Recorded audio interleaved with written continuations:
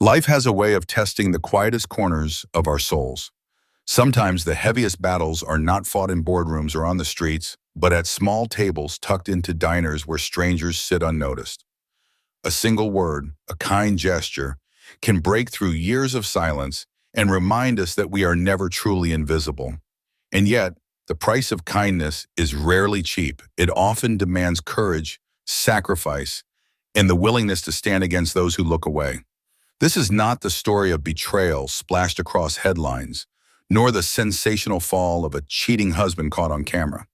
Instead, it is about what rises quietly when no one is watching. How a silent girl in a faded yellow jacket and a tired waitress with too much on her shoulders found each other at dawn. Their story began with a cup of warm milk and an egg sandwich, but it would end by shaking walls built from grief, loss, and pride. Stay with me as we step into that diner at sunrise, where steam curled from coffee mugs and destiny slid into a cracked vinyl booth. And if this story moves you, don't forget to follow along, leave your thoughts, and share a moment of kindness with someone who might need it most. The alarm clock shattered the stillness at 4:30 a.m., a shrill note cutting through Lena's tiny one-bedroom apartment. She dragged herself from the warmth of her thin blanket, groaning as the cold tile floor greeted her bare feet. Another day, another 12-hour shift. She rubbed her temples, brushed her hair into a tight ponytail, and pulled on the uniform that always smelled faintly of fryer oil, no matter how many times she washed it. By the time she stepped outside, the October air had turned sharp, cutting across her cheeks like fine glass. The streets were nearly empty, except for the occasional bus groaning along its route and the neon glow of the Sunny Spoon Diner flickering at the corner like a stubborn heartbeat. Inside, the world came alive in the hum of fluorescent lights, the hiss of bacon on the grill, and the smell of coffee brewed from grounds that had seen better days. Rick, the manager, stood at the counter, tapping impatiently on his tablet. He barely glanced at Lena before barking, "You're late by 2 minutes again." She forced a smile, biting back the urge to roll her eyes. "Good morning to you too, Rick." "Save it. We've got the truck coming at 9. You'll be unloading." Lena tied her apron, slipped a pencil behind her ear, and pushed through the morning routine. She knew the rhythm by heart: brew coffee, polish cutlery, wipe down booths, greet regulars. By 6, the first wave of construction workers came in, their boots caked with mud, their laughter booming over clinking mugs. She poured, smiled, and carried plates stacked with eggs and hash browns.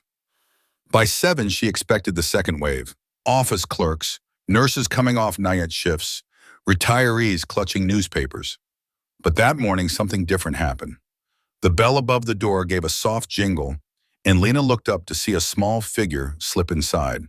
A girl, no more than 10, wearing a yellow jacket that had once been bright, but now looked washed out from too many storms. Her hood framed a pale face, her eyes darting around the room as if searching for exits rather than warmth. She walked straight to the farthest booth in the corner, her movements small, deliberate, cautious, as though hoping no one would notice her. Lena noticed. She carried a menu toward the girl, her heart tightening at the sight of little hands clasped tightly together on the table. "Good morning, sweetheart. Can I get you something?" The girl didn't answer. She just pointed at the menu, her fingertip landing on the egg sandwich. Lena nodded gently. One egg sandwich coming right up. When she returned with the plate, the girl reached into her pocket and carefully counted coins onto the table. Nickels and dimes clinked against each other, the kind of currency a child might have scraped together from couch cushions or sidewalks. Lena frowned. The total fell short by $1.75. "It's okay," Lena whispered, brushing the coins toward herself before the girl could panic. "You've got just enough." The child's eyes widened, dark pools of both suspicion and relief. She didn't speak, only ducked her head as if hiding behind the curtain of her tangled hair. Lena added a steaming cup of milk to the tray. "Growing bones need calcium," she said, half playfully, half seriously. The girl took the mug with both hands, her fingers trembling against the warmth, and sipped silently. Minutes passed in a hush. The girl ate with small, quick bites, as though expecting the plate to be taken away at any moment. She never raised her head fully, never allowed her gaze to linger on anyone. Yet Lena noticed how her shoulders slowly eased, how the tight coil in her posture began to soften, as the sandwich disappeared bite by bite. By the time the girl slid from the booth and walked toward the door, Lena felt an ache she couldn't name. The child gave no thanks, no smile, only a quick glance over her shoulder, eyes flickering to the door, then back to the floor. The bell jingled again, and she was gone. The following morning, at exactly 7 a.m., the yellow jacket returned. Same booth, same order, same quiet. The coins on the table fell short again, and again Lena waved it off. She placed the sandwich and the milk with a practiced smile. "Egg and milk, the perfect pair," she said, almost as if she were casting a spell. Yet just day after day, the ritual repeated itself. Each time the girl sat in silence. Each time she disappeared into the morning as quietly as she had arrived. Her presence became part of Lena's dawn, as constant as the hiss of the grill or the scrape of cutlery. But as comforting as the routine became, Lena couldn't shake the questions burning in the back of her mind. Why was this child alone? Why did she always leave at exactly the same time, never lingering a second more than necessary? And why did her eyes, those deep and solemn eyes, carry the kind of shadows no child should bear? Rick noticed too, but not in the same way. One afternoon, as Lena counted her tips, he jabbed a finger toward the booth. "That kid's trouble. We're not a charity, Lena. If she can't pay, she can't eat." "She's just a child," Lena protested, heat rushing to her cheeks. "Not our problem. This is a business, not a soup kitchen." Still, the next morning, when the yellow jacket slipped inside, Lena was there with the same smile, the same sandwich, the same steaming cup of milk. Something inside of her knew this wasn't about business. This was about being human. And though the child never spoke a word, though she seemed carved out of silence, Lena felt as though she were waiting for something, for a crack in the walls the girl had built, for a moment when her voice would finally surface. She didn't know then that her small act of defiance, her quiet generosity, was already pulling invisible threads together. Threads that would unravel secrets, test loyalties, and ultimately transform not just her life, but the life of the girl in the yellow jacket. The mornings blurred into each other, the days stitched together by the quiet rhythm of the girl's arrival. 15 times she came, 15 times she left, always at 7 sharp, always in the same booth, always with her yellow jacket zipped to her chin. Each visit felt both ordinary and extraordinary, like watching a sunrise you knew by heart yet could never take for granted. For Lena, those moments became a kind of anchor. The girl's silence didn't weigh on her. It soothed her, wrapped her in a calm she rarely found in the chaos of clattering plates and impatient customers.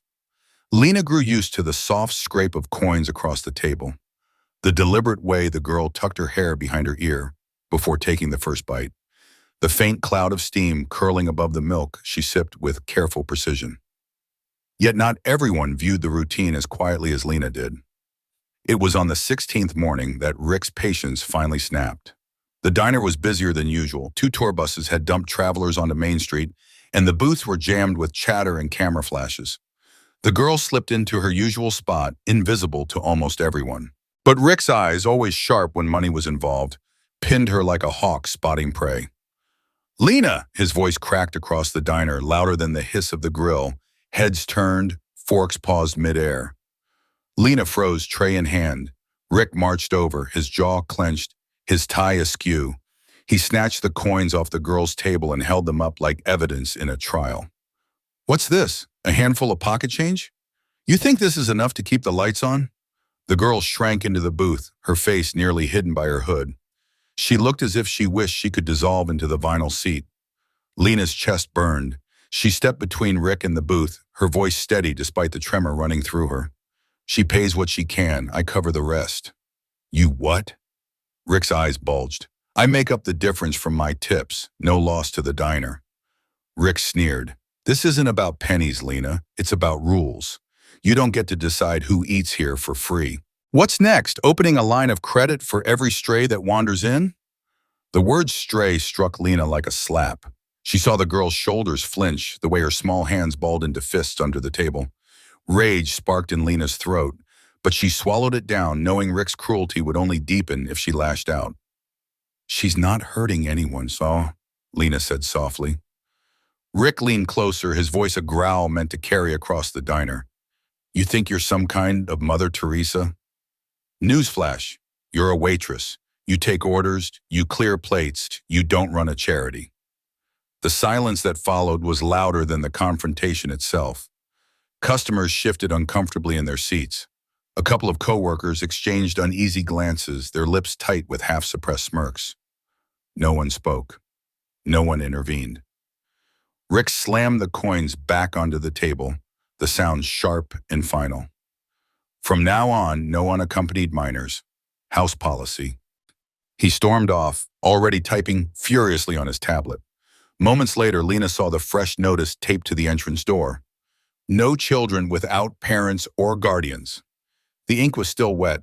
The girl's breathing quickened. She stared at the sign, then back at Lena, as if waiting for her to say the one thing that would either send her running or keep her seated. Lena crouched beside the booth, lowering her voice. It's okay, you're welcome here, don't mind him. The girl studied her for a long moment, her gaze sharper than any words she might have spoken.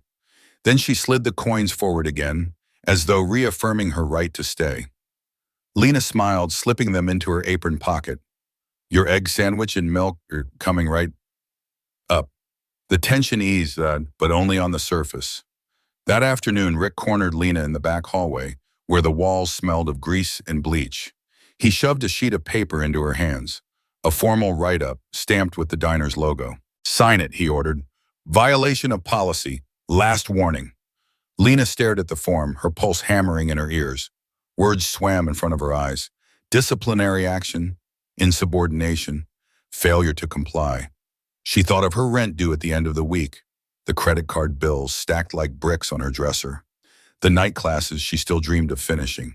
A job was a job, and she couldn't afford to lose this one. But she also thought of the girl, sitting alone in that booth, clutching her milk as though it were the only warmth she had. Her hand trembled as she signed. When she returned to the dining floor, Martin, the elderly cook, gave her a slow shake of his head. His voice was gravel, softened by decades of cigarette smoke. Don't make waves, Lena. Some battles aren't worth the fight. She wanted to argue, to shout that some battles were the only ones worth fighting, but her throat ached with unspoken words, and exhaustion pulled at her bones. She simply nodded, even as her heart rebelled. Later, she scrolled through the staff group chat on her phone during a short break. The messages cut sharper than she expected. Our resident saint strikes again. Guess Lena's feeding orphans now. Hope you get your halo polished, girl. The laughing emojis stung.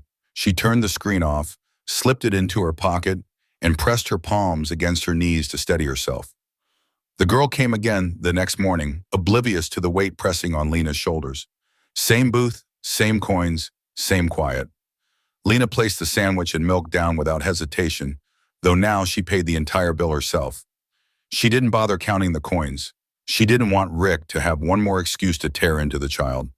As she watched the girl eat, Lena realized the rules no longer mattered. Warnings and write-ups were paper chains, flimsy compared to the iron weight of conscience. She couldn't let a child go hungry, not while she still had the power to act. The diner bustled around them, filled with clinking silverware, loud conversations, and the constant rush of orders. But at that corner booth, there was only quiet, two lives crossing paths, bound by the unspoken truth that sometimes kindness is worth the cost. And though Lena didn't know it yet, the cost of her choice would soon rise higher than she imagined. The days after the confrontation carried a weight Lena could feel in her bones. Every shift began with the same dread. Would today be the day Rick caught her again? Would the girl be turned away? Would the fragile thread holding their ritual together finally snap? But morning after morning, the bell over the door still jingled at exactly 7, and the girl in the yellow jacket still slipped quietly into her booth. Lena adjusted her routine to keep the peace. She stopped announcing the order aloud and instead wrote it quickly on her pad, sliding it under Martin's elbow with nothing more than a look. Martin, bless him, never asked questions. He cracked the eggs, toasted the bread, slid the plate onto the counter with the same steady hands that had been feeding truckers and locals for decades. The girl never spoke, never smiled, never strayed from her ritual. Yet Lena noticed tiny changes, a longer pause before she left, a softer set to her shoulders, a faint curiosity in the way her eyes flicked toward the kitchen when Martin rang the bell. It was enough to tell Lena that something was shifting, even if only by an inch. Then one morning something changed. The girl ate as usual, sipping the milk down to the last drop. When Lena came to clear the table, she noticed a small square of paper folded tightly beneath the glass. It was so worn, so creased, that the edges looked like they might disintegrate in her hands. Her breath caught as she unfolded it. The handwriting was small, hesitant, as if each letter had been coaxed onto the page with careful effort. "You're the only one who talks to me. I don't like talking. I like the milk. Thank you. E." Lena pressed the note against her chest, her throat tightening. She reread it twice, 3 times, each word sinking into her like a balm. It wasn't much, just a few sentences, shaky and uneven. But it was more than silence. It was trust. She folded the note again, slipped it into her apron pocket, and continued her shift with a lightness she hadn't felt in weeks. Even when Rick scowled at her from behind the counter, even when the staff group chat buzzed with their usual digs, she felt untouchable. Because she knew something they didn't. The girl had chosen to speak, not with her mouth, but with her pen. And she had chosen Lena. That night, Lena sat on her narrow bed, the note unfolded on the blanket in front of her. She traced the letters with her finger, memorizing the way E signed her name with a looping curl at the end. She thought about what it meant, that someone, somewhere, had given this child paper and a pen, that she had kept this note folded in her pocket until the right moment. It wasn't random, it was deliberate. Questions crowded her mind. Who was E? Where did she go after leaving the diner each morning? Why did no adult ever walk in with her or wait outside? By the 3rd week, curiosity pressed harder against Lena's ribs.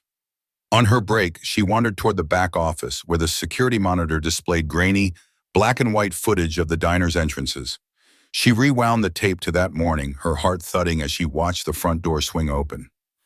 There she was, the yellow jacket, slipping inside with quick, purposeful steps, alone.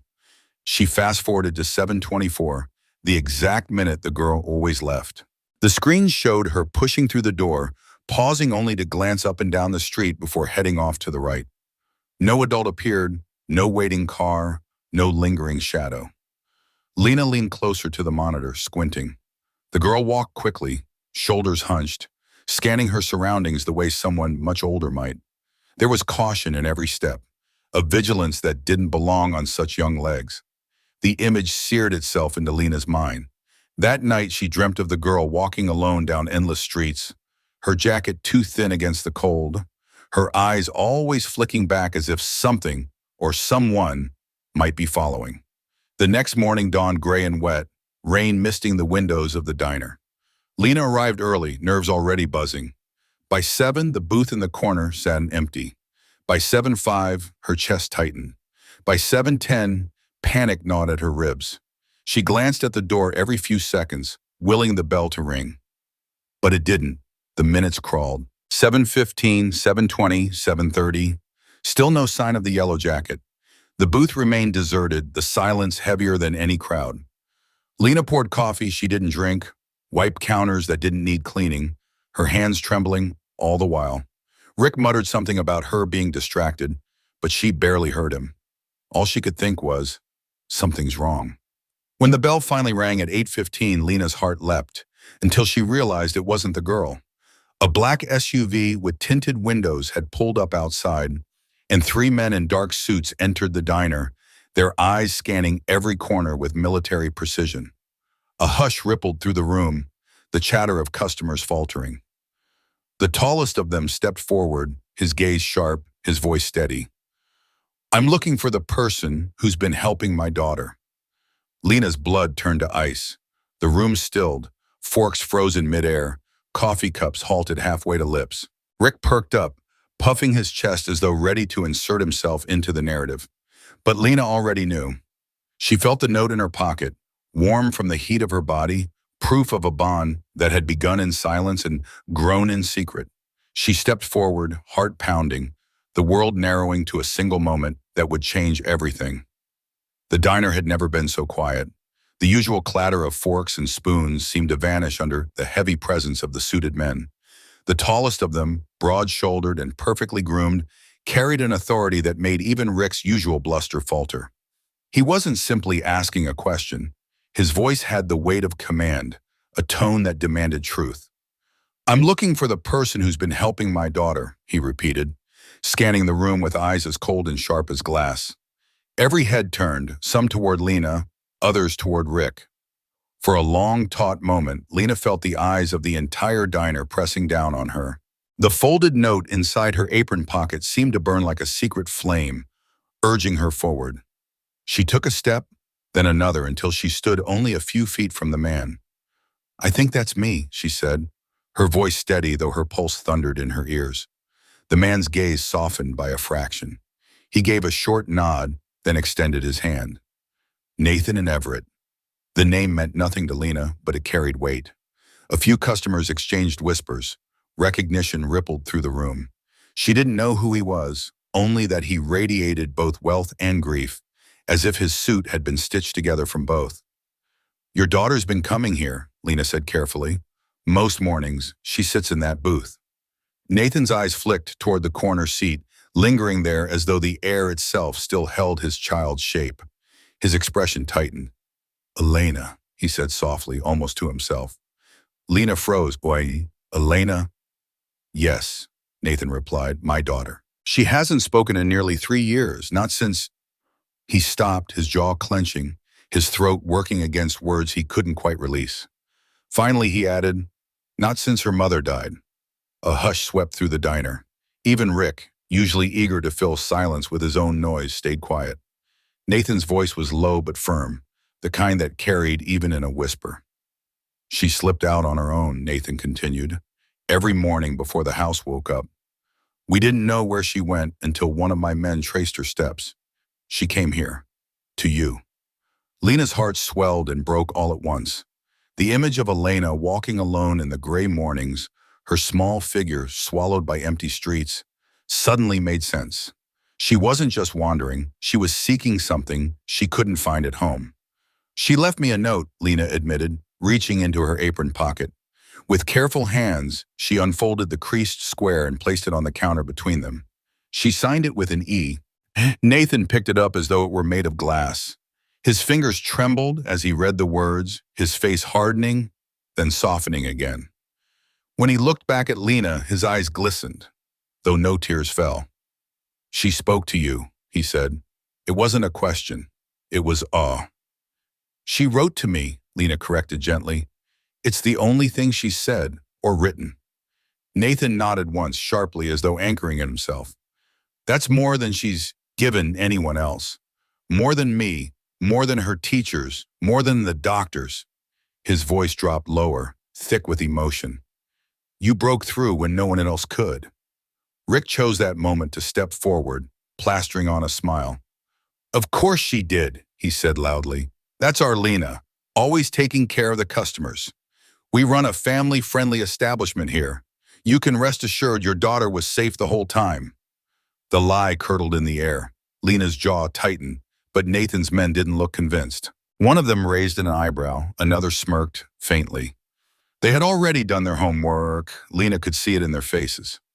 Nathan, however, ignored Rick entirely. He kept his eyes on Lena, studying her as though weighing her soul. "Tell me," he said quietly, "why did you do it? Why did you help her?" Lena hesitated, her throat dry.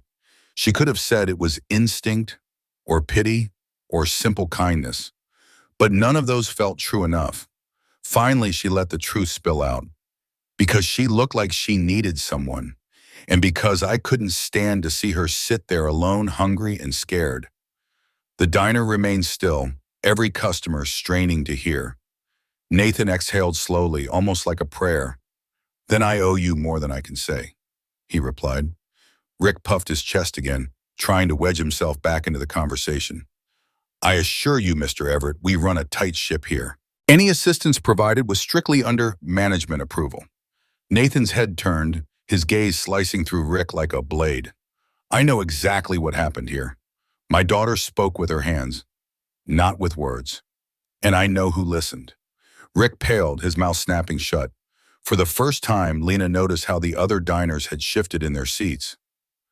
The construction workers who'd come in for their usual breakfast leaned forward with interest. The retirees clutching newspapers stared openly.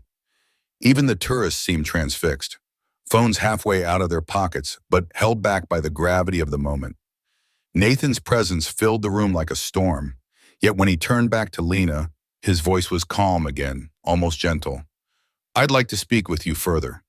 "Not here." Lena's heart fluttered, fear and curiosity entwining. She nodded slowly. "All right." But before anything more could be said, the bell over the door jingled once again, and there she was. Elena stepped inside, her yellow jacket damp from the drizzle, her hood pushed back just far enough to reveal her pale face. She froze when she saw the suits, her eyes darting toward Nathan. For a moment, the room held its breath. Then Nathan whispered, "Baby girl." Elena blinked as if trying to reconcile the two worlds colliding before her eyes. The booth in the corner that had been her sanctuary, and her father standing in the center of the diner like a figure from another life. She didn't run to him. She didn't speak. She only stood, clutching the strap of her jacket, her gaze flicking once to Lena before dropping to the floor. The sight pierced Lena's heart. Whatever had broken inside this child was still raw, still fragile, and whatever came next would decide whether those cracks widened or healed. Nathan took a slow step forward, his voice breaking the silence once more. "Elena, it's all right. You're safe." The words hung in the air, trembling like the girl herself. The diner was suspended in silence, the kind of silence that carried weight, pressing on every chest, stopping every hand halfway to a plate or a mug. Elena remained by the door, damp hair clinging to her cheeks, her small body taut as a bowstring. Nathan stood a few paces away, as if one wrong move might send her fleeing into the rain. It was Lena who finally bridged the space between them. She crouched slightly, her tone soft but steady, the same way she had spoken to Elena every morning. "Your seat's open, sweetheart," she murmured, nodding toward the familiar booth. For a heartbeat, Elena didn't move. Then, with the same quiet determination she always carried, she crossed the room, her sneakers squeaking faintly on the linoleum. She slid into the booth and folded her hands on the table, her eyes fixed on Lena as if nothing else in the world existed. The tension in Nathan's jaw eased just enough to show relief, though his posture remained rigid. He looked at Lena, his voice hushed but insistent. "Do you see? She trusts you. More than me. More than anyone." Lena didn't answer right away. She placed a plate with an egg sandwich in front of Elena, then set down the steaming cup of milk. The girl wrapped her hands around the mug, inhaled the warmth, and finally lifted her gaze. For the first time, she looked directly into her father's eyes. Nathan's breath caught audibly. "Baby girl," he whispered again.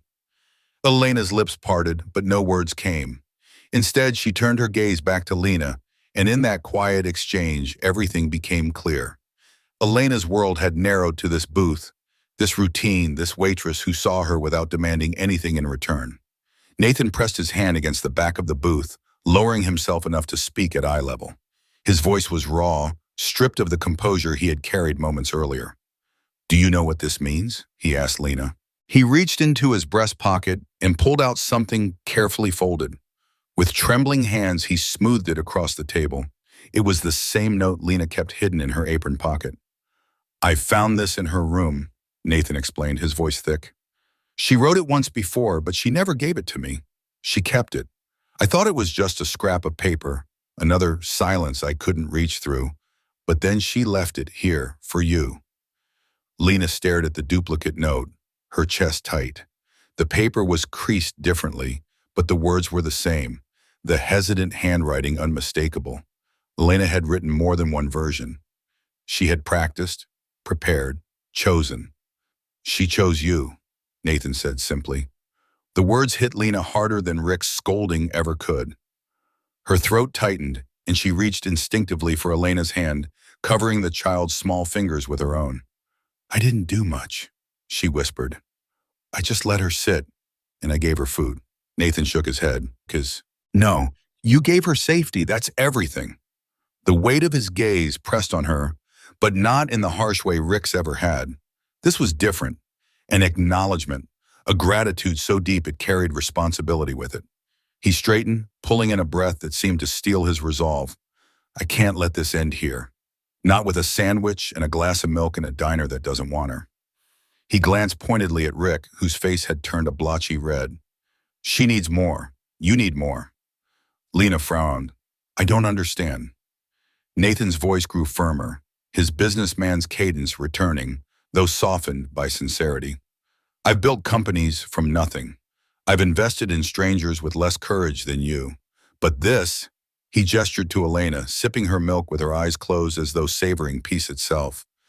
This is worth more than any boardroom victory. He leaned closer, lowering his tone so only Lena could hear. What would you do if money wasn't the obstacle? If you could build a place where no child was turned away, where every Elena had a booth waiting for her? Lena blinked, her mind racing. Are you saying, I'm offering to finance it, Nathan said without hesitation. A cafe of your own, fully funded. You design it, you run it. No managers cutting you down, no rules against kindness. All I ask is that you keep doing what you've already done. See the ones no one else sees. The words stunned her into silence. A cafe of her own? She thought of the small notebook tucked in her dresser drawer, filled with doodles of menus and sketches of cozy layouts she had scribbled during sleepless nights. She had dreamed of it, yes, but dreams were cheap, easily crushed under the weight of overdue rent and Rick's write-ups. And now here stood a man offering to make it real. Rick sputtered, unable to contain himself any longer. This is ridiculous. She's a waitress, not an entrepreneur. She doesn't know the first thing about running a business. Nathan's gaze turned to ice. And yet she managed to reach my daughter when trained specialists failed. That tells me she understands more about people than most CEOs I've met. That's the only skill that matters. Rick faltered, his mouth opening and closing without sound.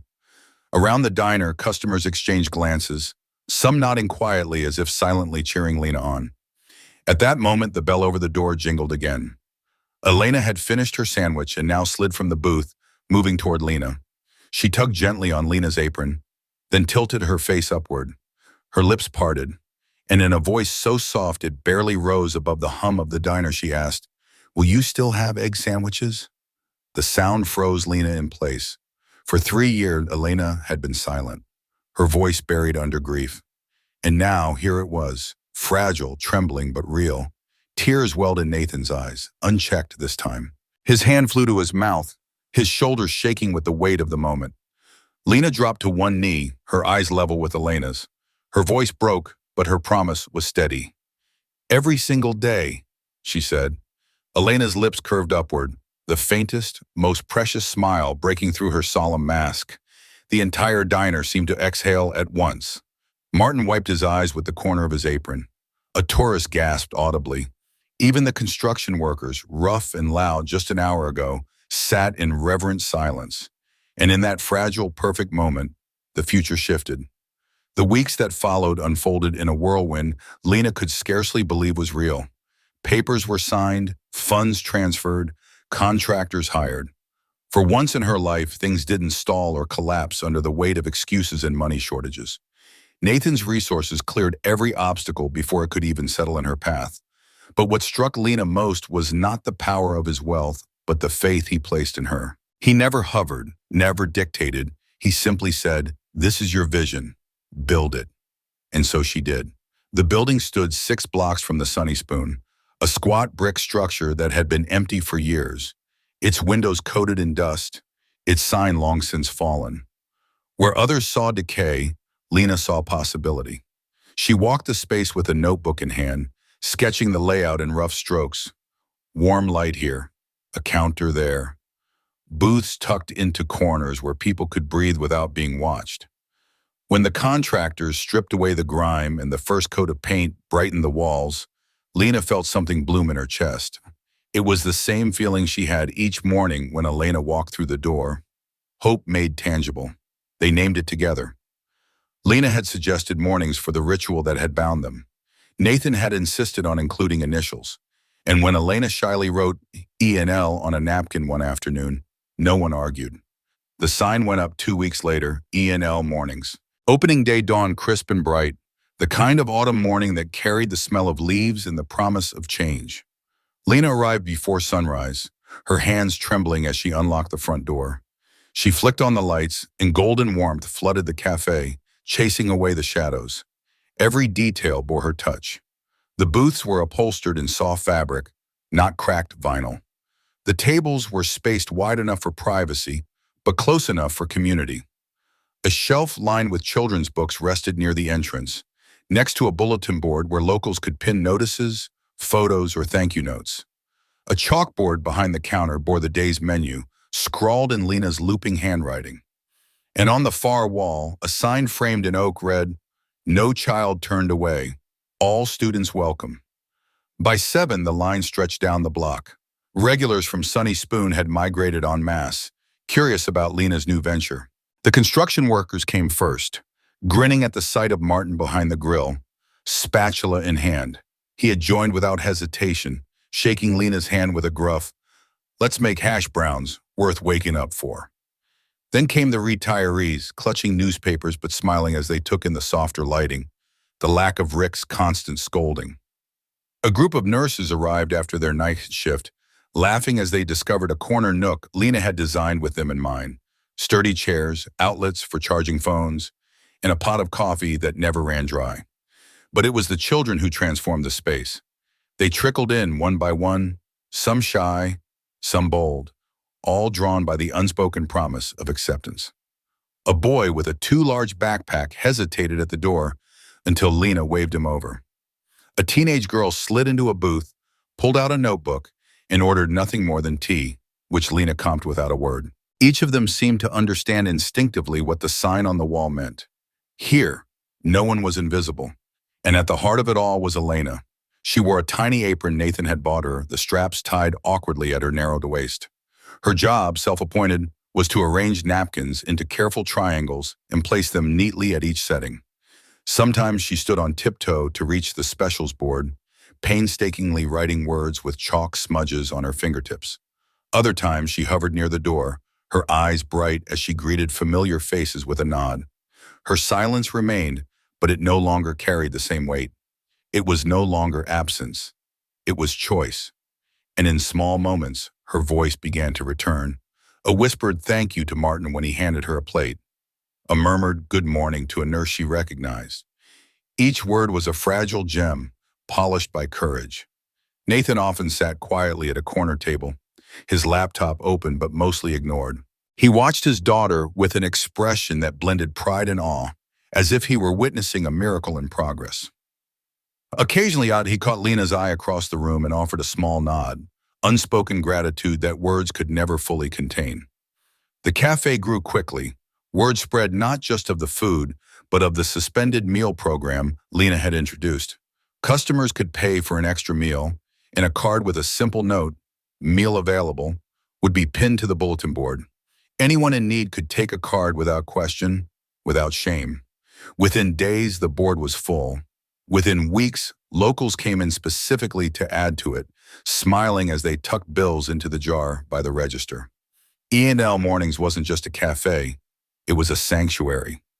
One chilly afternoon, as Lena wiped down tables, she overheard 2 customers whispering near the counter. "Sunny Spoon's nearly empty these days," one said. "Can't blame folks," the other replied. "Why go there when you can come here? Place feels alive." Lena felt a flicker of satisfaction, not from competition, but from proof that kindness could outlast cruelty. Rick's diner had rules and warnings. Hers had warmth and welcome. The difference showed in every smile, every full plate, every child who lingered long after their meal was done. As the sun dipped low and the last customers trickled out, Lena stood at the window, gazing at the glow of the sign outside. E&L Mornings shone against the twilight, a beacon for anyone who needed it. She thought back to the first morning Elena had slipped into that corner booth at Sunny Spoon. A little girl in a faded yellow jacket, clutching coins that didn't add up, her silence heavier than the world around her. And now here she was, folding napkins with steady hands, her eyes brighter, her smile no longer a stranger. Lena whispered to herself, almost a prayer, "Every single day," and she meant it. Winter settled into the city with the slow persistence of frost creeping across windows. The air outside grew sharp, but inside E&L mornings, warmth radiated from every corner. The cafe had become more than a place for breakfast.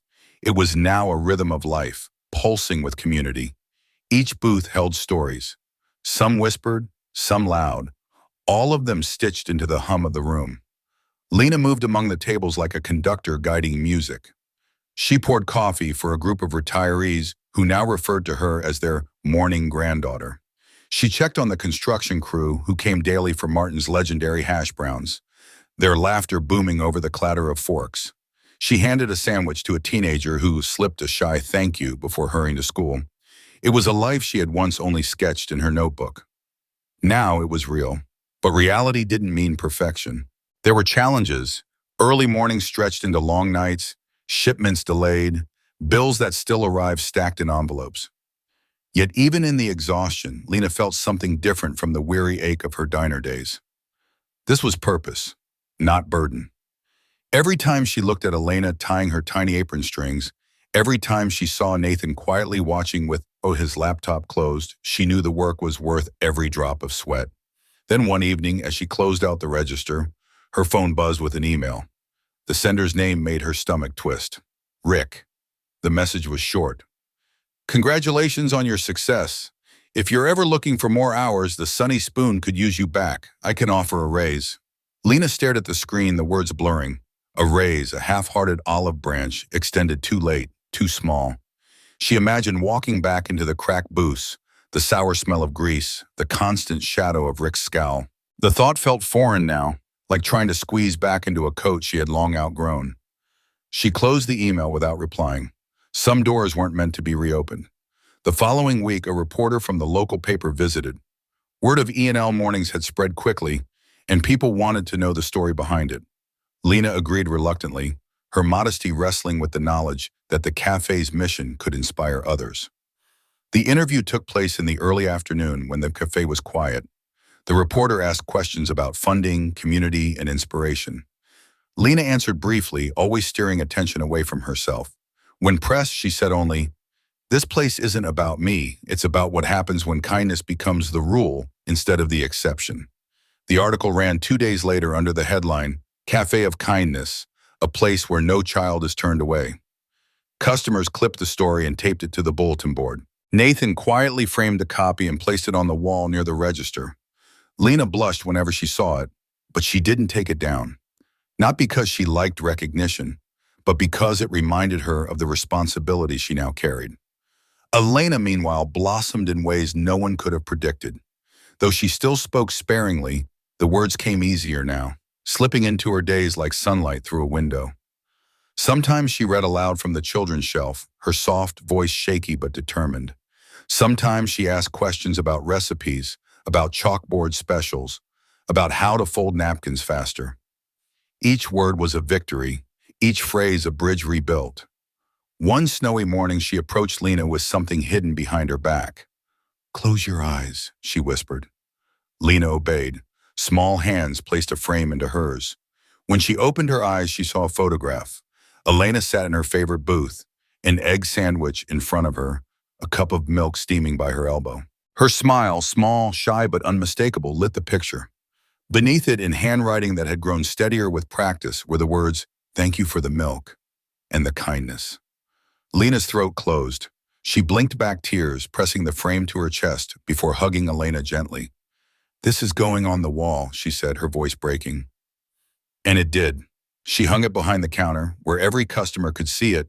Some paused to read the words, some smiled knowingly, some even dabbed at their eyes. The photo became the cafe's silent heart, speaking to every soul who walked through the door. Kindness matters. As the cafe's rhythm settled into routine, Lena often found herself reflecting on the strange, fragile chain of events that had brought them here. A lonely girl in a yellow jacket, a handful of coins that didn't add up, a cup of milk offered without expectation, a note folded beneath a glass. Each small choice, insignificant on its own, had built into something larger than she could have imagined. One night, long after the last customer had left, Nathan lingered by the counter. He closed his laptop and looked at the photo on the wall. You changed everything, he said quietly. Lena shook her head. Elena changed everything. I just gave her a sandwich. Nathan smiled, though his eyes shone with emotion. Sometimes a sandwich is the difference between despair and hope. Don't underestimate what you did. Lena didn't answer. She didn't need to, because in her heart, she knew he was right, not about herself, but about the power of the smallest gestures. Outside, the snow continued to fall, blanketing the city in silence. Inside, the cafe glowed, warm and alive, a haven for anyone who needed it. And for Lena, for Elena, for Nathan, and for every soul who passed through its doors, E&L mornings became proof of what kindness can build when given the chance to take root. Stories don't always end with grand triumphs or spectacular finales. Sometimes they end quietly, with a smile captured in a photograph, with a cup of warm milk on a cold morning, with the steady rhythm of footsteps returning again and again to a place where they are welcomed. From a corner booth in a tired old diner to the heart of a thriving cafe, this story reminds us that even the smallest acts can ripple outward in ways we may never fully see. One waitress, one child, one act of courage. That was all it took to light a fire that warmed an entire community. So let this story sit with you. Let it remind you that kindness is never wasted, that even when the world scoffs or scolds, the quiet choice to care can change everything. If this story touched you, stay with us for the next ones. Don't forget to like this video, leave a comment with your thoughts, and subscribe so you don't miss what comes next. Together, we can keep these stories alive.